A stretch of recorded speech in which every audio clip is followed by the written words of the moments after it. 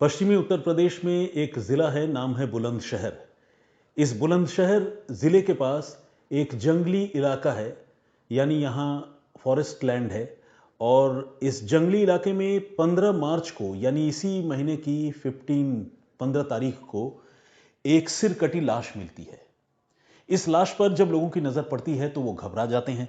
और चूंकि लाश सिर कटी है, सिर गायब है, तो नॉर्मल डेथ का मामला तो हो नहीं सकता। और जिस तरह से सुनसान बियावान जंगल में लाश मिली है तो यकीनन मामला मर्डर का है।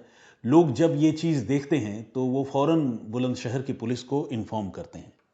अब पुलिस मौके पर पहुंचती है और मौके पर पहुंचकर पुलिस लाश को बरामद करने के साथ साथ मौका वारदात का बहुत बारीकी से मुआयना करती है। उस जगह को ध्यान से देखने पर पुलिस को यह अंदाजा हो जाता है कि इस महिला की लाश को कहीं दूसरी जगह से लाकर यहां पर नहीं फेंका गया है, बल्कि इस महिला का कत्ल यहीं हुआ है। क्योंकि उस जगह पर काफी सारा खून पड़ा हुआ था और ऐसा उसी सूरत में हो सकता था जब उस महिला की हत्या वहीं पर की गई हो और खासकर गला उसका वहीं पर काटा गया हो। बहुत ही जघन्य तरीके से हत्या की गई थी और कातिल जो हैं वो महिला की हत्या करने के बाद उसकी पहचान छुपाना चाहते थे। इसी इरादे से उसका सिर भी गायब कर दिया गया था। ऐसा सीन ऑफ क्राइम को देखने से पुलिस को लग रहा था।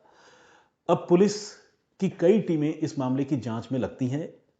कुछ टीमों को तो इस महिला के कटे हुए सिर को ही बरामद करने का टास्क दिया जाता है और कहा जाता है कि आप आसपास के इलाकों में और जंगली इलाकों में खासकर ढूंढिए कि कहीं महिला का कोई कटा हुआ सिर आपको मिलता है या नहीं। इस बीच जो डेड बॉडी को पुलिस एग्जामिन करती है तो पुलिस देखती है कि उसके दाएं हाथ पर, दाएं बाजू पर एक टैटू बना हुआ है और उस टैटू में एक महिला का या एक लड़की का नाम लिखा हुआ है, बबली। अब जिस तरह से बबली लिखा हुआ था, पुलिस को लगने लगा कि यकीनन ये जो महिला मरी है, जिसकी हत्या हुई है, उसका नाम बबली ही होगा। लेकिन क्या सिर्फ बबली नाम पता चल जाने भर से उस महिला की पहचान संभव थी? अगर वो महिला जिस जगह पर यह हत्या हुई थी, जंगल के इलाके में, अगर उसके आसपास के रिहायशी इलाके में रहती है या रहती थी तो जरूर इस बबली नाम से पता चलना था। तो पुलिस ने तय किया कि जो घुंघरावली इलाके का जो जंगल है उसके आसपास जो रिहायशी इलाके बसे हैं वहां पर पुलिस जाकर पता करेगी कि कोई बबली नाम की लड़की, कोई महिला गायब है या नहीं है।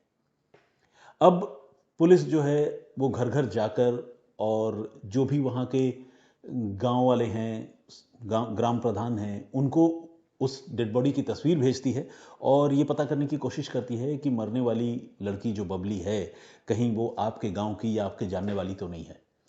इस एक्सरसाइज में पुलिस के कई दिन गुजर जाते हैं लेकिन पुलिस को कामयाबी नहीं मिलती।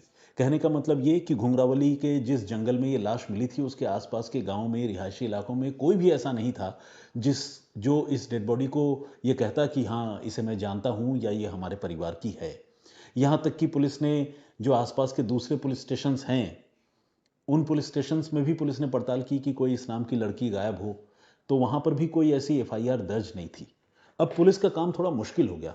पुलिस को लगने लगा कि जिस महिला की हत्या हुई है वो कम से कम यहाँ की नहीं बल्कि किसी दूर दराज के इलाके की रहने वाली है और ऐसे में इस मामले को सॉल्व करना पुलिस के लिए और ज्यादा चैलेंजिंग हो चुका था। लेकिन पुलिस को जांच तो करनी थी।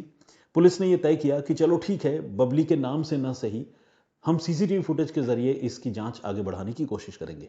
मगर विडंबना यह भी है कि जंगल में सीसीटीवी कैमरे कौन लगाता है।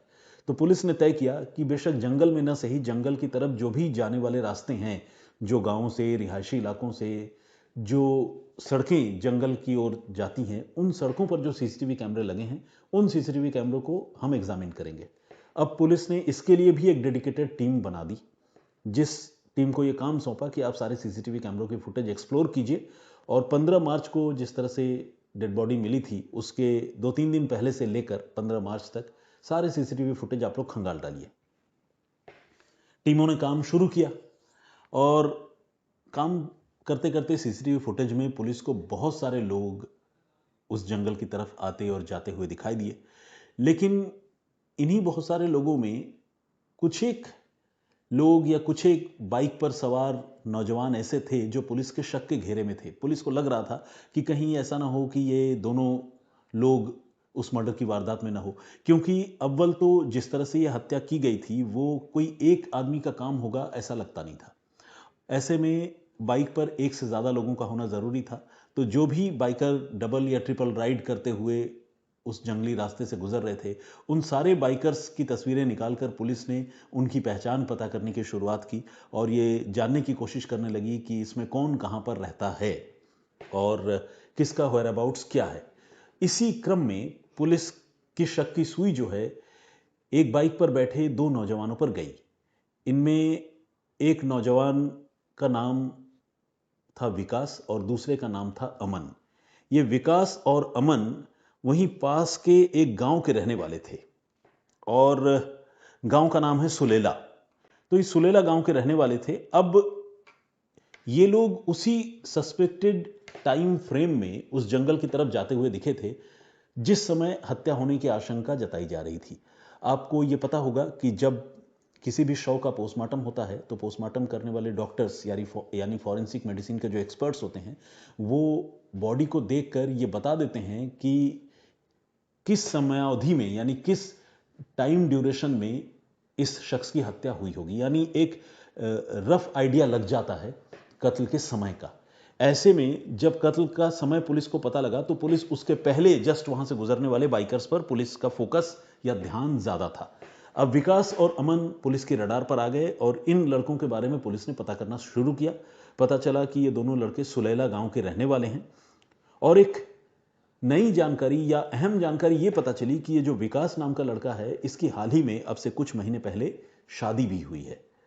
अब पुलिस ये पता करने लगी कि कहीं ऐसा तो नहीं कि ये कोई रिलेशन ओरिएंटेड क्राइम हो जिसका कनेक्शन मैरिज से जुड़ता हो, खासकर विकास की शादी से जुड़ता हो, क्योंकि लूटपाट की वजह से किसी महिला की हत्या सुनसान जंगल में ले जाकर की जाए, इतना इस तरह से आमतौर पर होता नहीं है। क्योंकि या तो वो महिला उसने बहुत सारे जेवर पहन रखे हों कि कातिलों को लगे कि भाई इसको लूटने के बाद किस्मत ही बदल जाएगी। अब इतने जेवर तो आमतौर पर पश्चिमी उत्तर प्रदेश में महिलाएं पहनकर नहीं घूमती हैं। साउथ इंडिया में एक कल्चर ज़रूर है सोने का और जेवर बहुत ज़्यादा पहनने का, लेकिन नॉर्थ इंडिया में एज़ कंपेयर टू साउथ कम है। तो इसीलिए लूटपाट वाली बात नहीं लग रही थी। अब पुलिस को लग रहा था कि रिलेशन ओरिएंटेड मामला हो सकता है, रिश्तों का कोई पेच इस मामले में हो, पुलिस को ऐसा लग रहा था। तो पुलिस ने विकास और अमन को रडार पर लिया था। अब इनको अब हिरासत में लिया और पूछताछ करने की शुरुआत कर दी। अब पूछताछ करने की शुरुआत की तो न सिर्फ कत्ल की सच्चाई सामने आ गई बल्कि पूरी कहानी बबली के कत्ल की वो भी शीशे की तरह साफ हो गई। इस कहानी की शुरुआत तकरीबन 4 साल पहले हुई थी। 4 साल पहले ये बबली अपने पति अजय के साथ दिल्ली में रहती थी और उसका पति अजय एक अस्पताल में काम किया करता था।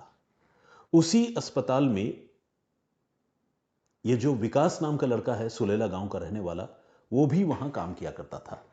तो विकास के साथ अजय की दोस्ती हो गई थी क्योंकि दोनों उसी हॉस्पिटल में काम करते थे और कलीग थे।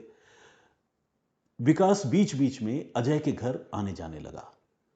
यहां तक सब कुछ नॉर्मल था और यहां तक जुर्म की बुनियाद नहीं पड़ी थी। लेकिन मामला तब खराब हुआ जब विकास अजय की गैरहाजिरी में भी अजय के घर आने जाने लगा और इसलिए भी आने जाने लगा क्योंकि अजय की जो पत्नी है बबली, वो विकास के साथ कुछ ज्यादा ही क्लोज हो रही थी, घनिष्ठ हो रही थी। यानी इन दोनों के बीच में पहले लगाव, अट्रैक्शन, इन्फैचुएशन और फिर एक रिलेशनशिप डेवलप होने वाली बात सामने हो गई।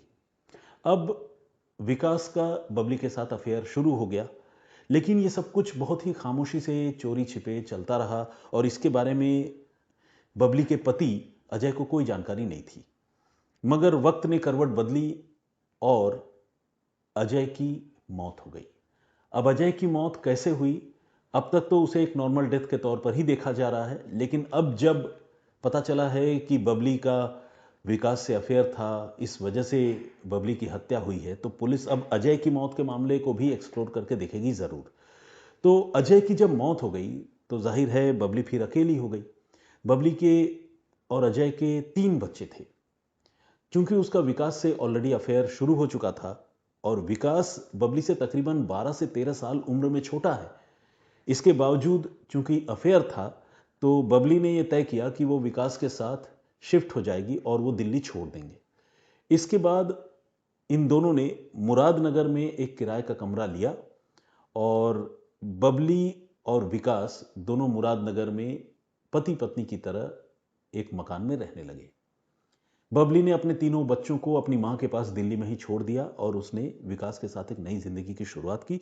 लेकिन ये कोई शादीशुदा जिंदगी नहीं थी, बल्कि लिव इन टुगेदर वाली जिंदगी थी, जिसमें दोनों पति पत्नी के साथ रहते जरूर थे, पति पत्नी की तरह रहते जरूर थे, लेकिन पति पत्नी नहीं थे। अब जब इस तरह का रिलेशनशिप आगे बढ़ता है तो जाहिर है जो पार्टनर्स होते हैं उनमें एक दूसरे के प्रति एक्सपेक्टेशन भी पैदा हो जाती है। उनको लगता है कि आज नहीं तो कल हमारी शादी होगी, इसी उम्मीद से खासकर लोग लिव इन में रहते हैं। तो इस मामले में भी ऐसा ही हुआ। बबली को उम्मीद थी कि आज नहीं तो कल अजय से, विकास से उसकी शादी हो जाएगी। मगर इस मामले में सबसे बड़ा ट्विस्ट तब आया जब दिसंबर के महीने में अचानक एक रोज विकास ने चुपके से अपने घर वालों के बताने पर किसी और लड़की से शादी कर ली। वो तारीख थी 12 दिसंबर की। बबली को कुछ भी पता नहीं चला और शादी हो गई। बबली इस धोखे में रही कि विकास उसका है, हमेशा से उसका रहा है, आगे भी उससे शादी होगी। अच्छा, बबली चूंकि एक मैरिड लेडी थी, बाद में वो विडो हो गई, तो उसके पास अपने पति के दिए हुए कुछ पैसे भी थे। चूंकि विकास से वो प्यार करती थी, साथ में रहते थे दोनों, तो बबली ने जो भी उसके पास रुपए पैसे थे वो सारे विकास को दिए थे। एक तरह से देखा जाए तो विकास पर वो रुपए लुटा दिए थे उसने। लेकिन विकास के मन में तो कुछ और ही था। विकास तो बबली को यूज कर रहा था। विकास ने जब चुपके से शादी कर ली तो बबली को तुरंत तो पता नहीं चला, लेकिन बाद में उसे इस बात की जानकारी मिल गई। ये इस तरह की चीजें छिपती है नहीं। और जब जानकारी मिल गई तो बबली अब विकास के पीछे पड़ गई और विकास से ये कहने लगी कि तुम मुझसे शादी करो, अपनी बीवी को छोड़ो, और अगर तुम ऐसा नहीं करोगे तो मैं तुम्हारे घर चली आऊंगी और तुम्हारा ये जो सारा अफेयर है मेरे साथ, इसका राज मैं खोल दूंगी। विकास ने उसे रोकने समझाने की कोशिश की, मगर बबली जो है अपनी जिद पर अड़ गई। बीच में बबली इस बात के लिए राजी भी हो गई थी कि ठीक है, वो उसे छोड़ देगी, बशर्ते कि जितने भी रुपए, वो रकम लाखों में है, बबली ने विकास के ऊपर खर्च किए थे, विकास वो लाखों की रकम उसे वापस लौटा दे। मगर विकास की नीयत ऐसी थी कि वो बबली का न सिर्फ इस्तेमाल कर रहा था, बल्कि उसके रुपए भी वो लौटाना नहीं चाहता था। अगर वो रुपए लौटा देता तो शायद बबली उसकी जिंदगी से दूर चली जाती, जैसा कि बबली ने उसे ऑफर दिया था। लेकिन विकास ने रुपए नहीं लौटाए और विकास ने यह तय किया कि वो बबली को ही दुनिया से हटा देगा। यह बड़ा ही खौफनाक फैसला था। और प्लानिंग के मुताबिक इन्होंने किया ये कि विकास ने एक फैमिली फंक्शन में शामिल होने की बात कहकर 15 मार्च से ठीक पहले बबली को मुरादनगर से ब्रजघाट बुलाया। यह ब्रजघाट उसी गांव के आसपास है, सुलेला गांव के आसपास है, जिस सुलेला गांव में विकास का घर है। तो विकास ने कहा था कि मेरे गांव में फैमिली फंक्शन है, तो तुम मुरादाबाद से चले आओ, उसमें शामिल होना और मैं परिवार के लोगों से भी तुमको मिलवाऊंगा। तमाम ख्वाब दिखाए थे। अब बबली जो है वो मुरादाबाद से बस में सवार होकर चली और ब्रज घाट तक पहुंची। लेकिन ब्रज घाट से उसके आगे गांव जाने का जो रास्ता था, उसमें कोई as such mode of transportation नहीं था। और खासकर जिस जगह पर बबली को उसने उतरने के लिए कहा था, वो जगह भी सुनसान थी और वहां से उसके आगे कोई ट्रांसपोर्टेशन का जरिया भी नहीं था। ऐसे में बबली को रिसीव करने के बहाने ये जो विकास है उसका प्रेमी, वो वहां ब्रज घाट में पहुंचा और अपने साथ 2 और लोगों को लेकर पहुंचा। इनमें ये लोग 2 मोटरसाइकिलों पर आए थे। इसमें एक में विकास अपने दोस्त अमन के साथ था और दूसरी जो गाड़ी थी, दूसरी जो बाइक थी बेसिकली, उस बाइक में विकास का एक भाई है, वो बैठा हुआ था, वो भी इसको लेने के लिए आया था। तो कुल मिलाकर ये 3 लोग आए थे और ये तीनों लोग बबली को साथ लेकर ब्रजघाट से आगे निकल पड़े बाइक में। और भाई का नाम सचिन है। बाइक में आगे निकल पड़े और गांव ले जाने की जगह वो सीधे बबली को लेकर चले गए घुंघरावली के जंगलों में। जंगल में बहुत खामोशी थी, सन्नाटा था, दूर दूर तक कोई इंसान नहीं। ऐसे में इन तीनों लड़कों ने अपनी बाइक रोकी और बाइक रोककर तीनों शराब पीने लगे। अचानक जब बबली ने विकास को, अपने प्रेमी को, अपने दोस्तों के साथ और भाई के साथ ऐसा करते हुए देखा तो उसे थोड़ी घबराहट हुई। उसे लगने लगा कि ये नॉर्मल बिहेवियर नहीं है, क्योंकि अगर मुझे वाकई किसी फैमिली फंक्शन में लेकर जाना होता तो सीधे चले जाते। जंगल के बीच में मुझे रोक दिया और ये तीनों शराब पीने लगे। और जिस तरह से उनका रवैया और बातचीत करने का रंग ढंग वो देख रही थी, उसे शक होने लगा कि इनके मन में कोई साजिश चल रही है। जल्दी ही उसको ये समझ में आ गया कि ये तीनों शायद उस पर हमला करने वाले हैं या उसकी हत्या करने वाले हैं। बबली ने अब विकास के पांव पकड़ लिए और पांव पकड़कर वो जान की भीख मांगने लगी और कहने लगी कि मुझे छोड़ दो। तब तक इन लोगों ने अपने पास जो बैग था उससे चाकू, चापड़ जैसे तेज धार हथियार निकालने शुरू कर दिए।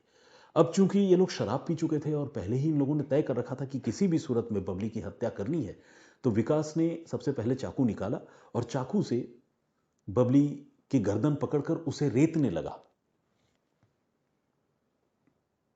अब बबली की गर्दन रेती जा रही थी, बबली रहम की भीख मांग रही थी, चिल्ला रही थी। और विकास के जो दोनों दोस्त हैं, मतलब अमन और उसका एक भाई सचिन, ये लोग उसके हाथ पांव पकड़े हुए थे। लेकिन ये किसी की गला रेतकर हत्या करना इतना आसान काम तो है नहीं, तो विकास उसका गला रेतने के मामले में स्ट्रगल कर रहा था। इतने में जो सचिन है, विकास का भाई, शराब के नशे में वो भी धुत था, उसका दिमाग बहुत ज़्यादा खराब हुआ और उसके पास चापड़ जैसा घातक हथियार था जिसका इस्तेमाल आमतौर पर कसाई जो है वो मांस काटने के लिए करते हैं। उसने उसी चापड़ से एक घातक वार बबली के गले पर किया और बबली का सिर कटकर अलग हो गया। बबली का जो धड़ है वो कुछ देर तक वहां पर तड़पता रहा, छटपटाता रहा और उसके बाद शांत हो गया। इस तरह से इन तीनों ने मिलकर चंद मिनटों में जंगल के बीच बबली की हत्या कर दी। इसके बाद लाश ठिकाने लगाना तो बड़ी बात थी। तीनों ने गला काटकर हत्या की थी, तो तीनों ने यह तय किया कि वो लाश के पास से जहां धड़ है वहां से सिर को कहीं बहुत दूर ले जाकर फेंकेंगे ताकि कभी सिर बरामद ही ना हो, जंगली जानवरों का निवाला बन जाए और इस कत्ल का कभी खुलासा ना हो। इसी प्लानिंग के तहत बाइक पर उन लोगों ने बबली का सिर संभाला, पकड़ा और कम से कम 300 मीटर अंदर और जंगलों में लेकर गए और अंदर भी ले जाने के बाद उसको ऐसे फेंका जैसे आपने देखा होगा ना, मतलब जो डिस्कस थ्रो एक स्पोर्ट्स है, आपने देखा होगा कि जो भी एथलीट होता है वो घूम कर जो है एक सर्कल चक्कर लगाकर फिर फेंकता है ताकि वो डिस्कस जो है, वो डिस्क जो है वो दूर तक ट्रेवल करे और उसको ज़्यादा डिस्टेंस कवर हो जाए। इसी तरह से इन लोगों ने उसके सिर को घुमा कर फेंका ताकि बिल्कुल जंगल में दूर कहीं जाकर गिरे और किसी को कभी मिले ही नहीं। इस तरह से सिर को ठिकाने लगाने के बाद ये तीनों अपने अपने घर चले गए और निश्चिंत हो गए कि ये राज कभी खुलना नहीं है। लेकिन इसके बाद जांच होती रही और कैसे कैसे सीसीटीवी फुटेज से पुलिस ने इनके बारे में पता किया, बबली के नाम से इस पहली बार मरने वाली महिला की कैसे पहचान पता चली, ये सब तो मैंने आपको बता दी। इस मामले में एक और बहुत इंपॉर्टेंट बात है, वो ये कि जहां पर बबली की लाश मिली थी वहां पर आवारा कुत्तों का एक झुंड भी था। लेकिन ये झुंड जो है वहीं पास में एक नीलगाय की लाश पड़ी थी, जिस नीलगाय की लाश को ये कुत्ते लगातार नोच रहे थे, खा रहे थे, निवाला बना रहे थे। पुलिस का और एक्सपर्ट्स का ये कहना है कि अगर वहां नीलगाय की वो लाश नहीं होती तो शायद कुत्तों ने बबली की लाश को ही निवाला बना लिया होता और तब शायद हालत ये भी हो सकती थी कि उसकी पहचान बबली के नाम से भी ना हो पाती और किसी भी सूरत में इस कत्ल का कुछ भी पता नहीं चल पाता, क्योंकि अगर लाश गायब हो जाती, अगर कुत्ते पूरी तरह से उसे खा लेते तो शायद ये राज नहीं खुल पाता। क्योंकि एक तो बबली जो है वो मुरादनगर में रहती थी और रहने वाली भी मुरादनगर की नहीं बल्कि दिल्ली की थी। और चूंकि बबली की बुजुर्ग माँ उसके बच्चों के साथ अकेली दिल्ली में रहती थी, उसे अपनी बेटी के गुमशुदगी और गायब होने का भी कुछ पता नहीं था। तो अगर देर सवेर वो एफआईआर दर्ज भी कराती तो भी अगर लाश नहीं मिलती तो इस केस को सॉल्व करना बड़ा मुश्किल काम होता। लेकिन इसे कुदरत का करिश्मा कहें या कुछ भी कहें, कर्मा कहें, कि वो नील गाय का शिकार कुत्तों ने वहां किया जंगल में और उसी जगह पर लाश के पास थोड़ी दूर पर नील गाय की लाश को कुत्ते नोचते रहे, उनका पेट भरा हुआ था और इसी वजह से शायद बबली की लाश को उन लोगों ने अछूता छोड़ दिया। उसे पुलिस ने बरामद किया और कत्ल के इस ब्लाइंड मामले को सक्सेसफुली पुलिस ने सॉल्व कर लिया। यह कहानी है उत्तर प्रदेश की उत्तर प्रदेश के एक साधारण से परिवार की। इस परिवार में कुल जमा 3 लोग हैं, मां हैं और 2 बच्चे हैं। वैसे तो ये दोनों बच्चे मां के लिए बच्चे हैं, लेकिन इनकी उम्र है 25 साल की, तो आप इनको नौजवान कह सकते हैं। दोनों जुड़वा हैं और खूबसूरत बात यह है कि इन दोनों जुड़वा बच्चों में एक भाई है और एक बहन। इन बच्चों के पिता जो है वो उन्हीं दिनों में बच्चों की मां को छोड़कर अलग हो गए थे, जब ये दोनों काफी छोटे थे। इसके बाद मां पर बच्चों के परवरिश की जिम्मेदारी आ गई, जिसे उन्होंने बखूबी निभाया और न सिर्फ खुद काम करती रही, बल्कि अपने बच्चों को भी पढ़ा लिखा कर इस काबिल बनाया कि वो अपने लिए कोई रोजी रोजगार तलाश सके। और रोजी रोजगार भी ऐसा वैसा नहीं, बल्कि दोनों बच्चे इंजीनियर बन गए और गुरुग्राम की आईटी कंपनी में उन्हें जॉब भी मिल गई। ये परिवार मूल रूप से उत्तर प्रदेश के मुरादाबाद का रहने वाला है। हालांकि ये जो दोनों लड़के लड़की हैं, इनकी मां रहने वाली है बदायूं की, लेकिन मुरादाबाद वो शादी के बाद जो है वो शिफ्ट हो गई थी और मुरादाबाद में ही रही। और पति से अलगाव होने के बाद भी वो मुरादाबाद में रही और मुरादाबाद में रहकर ही अपने बच्चों को पढ़ाया लिखाया। बच्चे इंजीनियर बने और दोनों, बेटा और बेटी दोनों को गुरुग्राम में नौकरी मिल गई। हालांकि अब से करीब 1.5 साल पहले जो बेटा है उसने अपनी जॉब, अपनी नौकरी छोड़ दी थी। बेटे का नाम है हार्दिक और बेटे ने जॉब ये कहते हुए छोड़ दी कि ऑफिस का एनवायरनमेंट बिल्कुल अच्छा नहीं है, टॉक्सिक एनवायरनमेंट है और ऐसे माहौल में उसके लिए काम करना बहुत मुश्किल है। वो नौकरी को गुलामी समझता था और उसने ये तय किया कि अब वो कभी नौकरी नहीं करेगा। इसके बाद उसने सोशल मीडिया पर अपनी एक्टिविटी बढ़ाई और यूट्यूब पर और दूसरे जो सोशल मीडिया प्लेटफॉर्म्स हैं उस पर अपने वीडियोस डालने लगा। उसकी बहन जो कि उसके साथ ही रहती थी गुरुग्राम में, वो भी अक्सर इन वीडियोस में अपने भाई के साथ दिखाई देती थी और दोनों की बॉन्डिंग, दोनों की केमिस्ट्री गजब की थी। आमतौर पर भाई बहनों में प्यार तो होता है, लेकिन वो प्यार ऑन स्क्रीन या दुनिया की नज़रों में इस तरह से दिखता नहीं है। खासकर जुड़वा या हम उम्र भाई बहनों में तो अक्सर लड़ाइयाँ होती रहती हैं। लेकिन ये जो दोनों भाई बहन थे, इनमें न सिर्फ प्यार था बल्कि वो प्यार ऑन स्क्रीन दिखता भी था। दोनों एक साथ वीडियोस बनाते थे, लॉन्ग ड्राइव पर जाते थे और एक दूसरे को खूब समझते थे।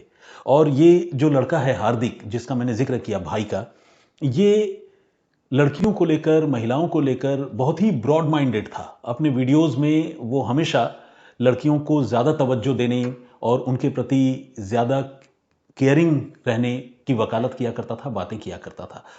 और हार्दिक और उसकी बहन हिमशिखा, इन दोनों के सोशल मीडिया पर अच्छे खासे फॉलोअर्स भी थे और ये दोनों अक्सर वीडियोस अपलोड किया करते थे।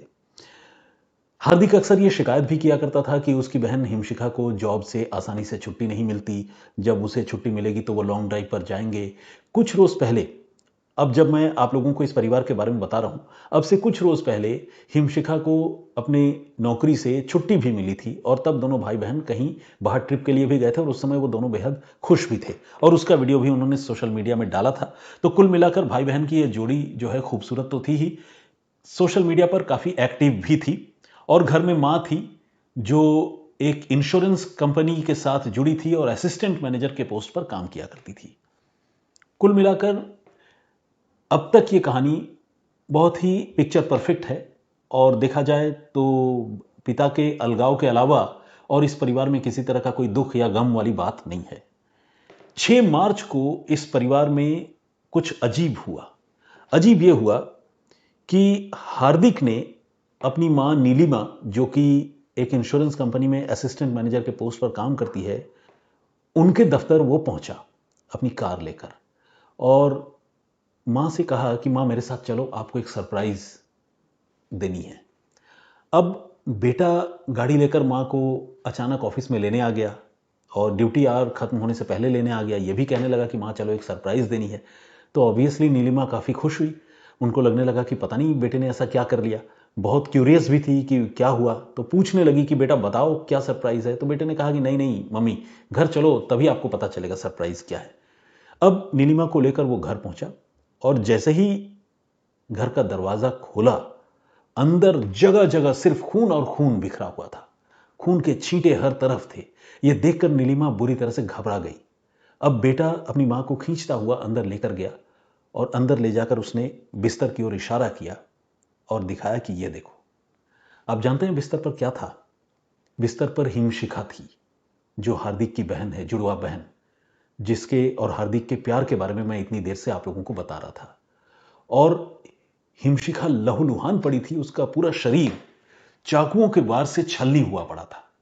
और ऐसा करने वाला कोई और नहीं बल्कि इस पूरे भयानक मंजर को एक सरप्राइज बताकर अपनी मां को यह मंजर दिखाने वाला वही नालायक बेटा था जिसने हिमशिखा पर तकरीबन 80 से ज्यादा चाकू के वार किए थे और इन वारों से हिमशिखा मौत के मुंह में समा चुकी थी। यह मंजर जब नीलिमा ने देखा तो वो चीखने चिल्लाने लगी, लेकिन इससे पहले कि वो संभल पाती, ऐसे हालात में भला कौन संभल पाएगा और खासकर मां कैसे संभलेगी, इससे पहले कि वो संभल पाती, हार्दिक ने अपनी मां पर भी चाकुओं से ताबड़तोड़ वार करना शुरू कर दिया। एक तो घर के अंदर ऐसा मंजर जिसमें जवान बेटी की लाश, चाकुओं से छलनी, चारों तरफ खून, घर की हालत बिल्कुल नरक की तरह, और ऐसे माहौल में मां पर भी बेटे ने चाकुओं से अचानक हमला बोल दिया। किसी तरह से नीलिमा चीखती चिल्लाती हुई बाहर आई और उन्होंने खुद को बचाया और हार्दिक वहां से भागने में कामयाब हो गया। मां को लोगों ने पकड़कर, संभाल कर आसपास के लोगों ने किसी तरह से अस्पताल पहुंचाया। वहां उनकी हालत क्रिटिकल बनी हुई थी और इस घटना के बारे में लोगों ने पुलिस को जानकारी दी। पुलिस मौके पर पहुंची, इनके घर आई और घर का मंजर देखकर पुलिस के भी कदम एक बारगी ठिठक गए। पुलिस ने हिमशिखा की डेड बॉडी रिकवर की और उसे पोस्टमार्टम के लिए भिजवाया।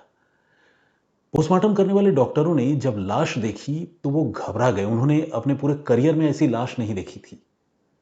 डॉक्टरों के जिस पैनल ने पोस्टमार्टम किया, उन्होंने ये बताया कि हिमशिखा के शरीर पर चाकुओं के अनगिनत वार के निशान तो थे ही, उसके internal organ, liver, spleen, kidney, heart, ये सारे जो है वो डैमेज हो चुके थे। हार्दिक ने घर में रसोई में रखी रहने वाली सब्जी काटने वाले चाकू से अपनी बहन पर वार किए थे और पोस्टमार्टम करने वाले डॉक्टरों ने जब वार गिने तो उनकी संख्या निकली 84 यानी 84। एक जुड़वा भाई जिसको अपनी बहन से बेइंतहा मोहब्बत हो, प्यार हो, वो अपनी बहन को इतने भयानक तरीके से कैसे मार सकता है और क्यों मार सकता है? ये सबसे बड़ा और सबसे अहम सवाल था। सवाल नीलिमा से भी पूछा जाता, इन जुड़वा भाई बहनों की मां से, लेकिन नीलिमा की हालत ऐसी थी कि पुलिस उनसे तुरंत बात नहीं कर सकती थी। नीलिमा के घर वालों को बदायूं में इसके बारे में जानकारी दी गई। नीलिमा के घर से, बदायूं से लोग मुरादाबाद पहुंचे, पूरे मामले को समझा। हार्दिक की तलाश शुरू हुई और आखिरकार हार्दिक को पकड़ लिया गया। अब हार्दिक को जब पुलिस ने दबोचा, जब पुलिस ने पकड़ा, तो वो बहकी बहकी बातें करने लगा। कुछ ऐसी बातें जैसे साइकोलॉजिकल डिसऑर्डर वाले लोग करते हैं, यानी जिन्हें मानसिक रोग हो या जिन्हें कोई मेंटल इम्बैलेंस की शिकायत हो। वो ये कहने लगा कि उसने मार दिया और वो अपनी माँ को मारना नहीं चाहता था, लेकिन उसे ये लग रहा था कि माँ अकेली कैसे रहेगी, तो इसीलिए उसने माँ पर भी चाकू बरसाया और उनकी हत्या करने की कोशिश की। बहन की हत्या क्यों की, ये पूछने पर उसने कहा कि बहन मेरी पर्सनल लाइफ में बहुत ज़्यादा इंटरफेयर कर रही थी। अब सवाल यह है कि भाई बहन की एक ऐसी जोड़ी जिनके बीच में बहुत तगड़ी बॉन्डिंग है, दोनों में बिल्कुल फ्रेंडली रिलेशन है, आखिर हिमशिखा हार्दिक की पर्सनल लाइफ में ऐसा क्या इंटरफेयर कर रही थी कि हार्दिक इतना खूंखार हो गया और उसने अपनी बहन की जान ले ली? तो पुलिस ने जब इस मामले को एक्सप्लोर किया, हार्दिक से पूछताछ की और डिजिटल फुटप्रिंट इन दोनों भाई बहनों के खंगाले, तो एक नई कहानी उभर कर सामने आई। पता चला कि आज से तकरीबन 1.5 साल पहले जब उसने जॉब छोड़ी थी, उन्हीं दिनों इंस्टाग्राम पर हार्दिक की दोस्ती एक लड़की से हुई थी और ये लड़की पुणे की रहने वाली है। ये एक मुस्लिम लड़की है जिसके साथ हार्दिक रिलेशनशिप में था और दोनों शादी करना चाहते थे। हालांकि हार्दिक की बहन हिमशिखा इस रिलेशनशिप को एंडोर्स नहीं करती थी, सपोर्ट नहीं करती थी, क्योंकि उसका ऐसा मानना था कि चूंकि लड़की अलग धर्म से है और उनका धर्म अलग है, तो ये शादी जो है बहुत कामयाब नहीं होगी। इसीलिए हार्दिक को, यानी उसके भाई को, उस लड़की से शादी नहीं करनी चाहिए। वो कहते हैं ना, जब प्यार होता है तो फिर सारी दीवारें टूट जाती हैं। तो हार्दिक जो है इस बात के लिए बिल्कुल तैयार नहीं था कि कोई उसके और उसकी गर्लफ्रेंड के दरमियान आए और उन्हें ये बताए कि उन्हें एक दूसरे के साथ शादी करनी चाहिए या नहीं करनी चाहिए। तो हार्दिक पर जो है उसकी बहन और कभी कभी उसकी माँ पाबंदियां लगाया करती थी और मना करती थी कि उस लड़की से ज़्यादा बात मत करो, उसके साथ रिलेशनशिप में आगे मत बढ़ो। और ऊपर से हार्दिक को ये पता चला कि इस रिलेशनशिप के बारे में जब उस लड़की के घर वालों को जानकारी हुई तो लड़की के घर वालों ने लड़की पर भी पाबंदियां लगाई और उसके साथ भी सख्ती की। तो अपने लव लाइफ में ये जो डिस्टरबेंस दोनों परिवारों की तरफ से हो रहा था, उस डिस्टरबेंस को हार्दिक जो है वो हैंडल नहीं कर सका और उसका नतीजा ये हुआ कि उसने अपनी बहन को, जो उसकी सबसे अच्छी दोस्त थी, उसे अपना सबसे बड़ा दुश्मन मान लिया और उस पर ताबड़तोड़ चाकुओं से वार करने की शुरुआत कर दी और उसकी हत्या कर दी। अब नीलिमा पर जो अटैक हुआ उसके पीछे का रीजन भी इसने बताया, लेकिन इस मामले में जो सबसे शॉकिंग बात है, जो सबसे अजीब बात है, वो जानकर आप भी सकते में आ जाएंगे। हार्दिक जिस लड़की के साथ रिलेशनशिप में था, आपको जानकर हैरानी होगी कि वो उस लड़की से आज तक कभी मिला ही नहीं। देखा जाए तो ये एक वर्चुअल रिलेशनशिप था जिसमें इंस्टाग्राम पर उसकी एक लड़की से दोस्ती हुई और लड़की के साथ वो बातचीत करने लगा। ये बातचीत जो है वो घंटों चलती रही, लॉन्ग डिस्टेंस रिलेशनशिप इसे कहते हैं। और ये रिलेशनशिप यूं ही कंटिन्यू होती रही और दोनों कभी मिले ही नहीं। 1.5 साल से उनकी कोर्टशिप चल रही थी और एक ऐसी लड़की जिसके साथ उसकी कभी आमने सामने मुलाकात नहीं हुई, उसके साथ शादी करने या उस रिलेशनशिप में आगे बढ़ने से रोकने टोकने पर इस लड़के ने अपनी बहन की हत्या कर दी, 84 बार चाकुओं से उस पर वार किया और अपनी मां की भी जान लेने की कोशिश की। फिलहाल पुलिस ने इस लड़के को गिरफ्तार कर लिया है, लेकिन वो जेल जाने के बाद भी बहकी बहकी बातें कर रहा है, कह रहा है कि उसकी मां से उसे मिलना है और वो कब जेल से बाहर आएगा। और उसका इरादा मां की हत्या करने का नहीं था, बहन उसकी पर्सनल लाइफ में इंटरफेयर कर रही थी और भी दुनिया जहान की बहुत सारी बातें।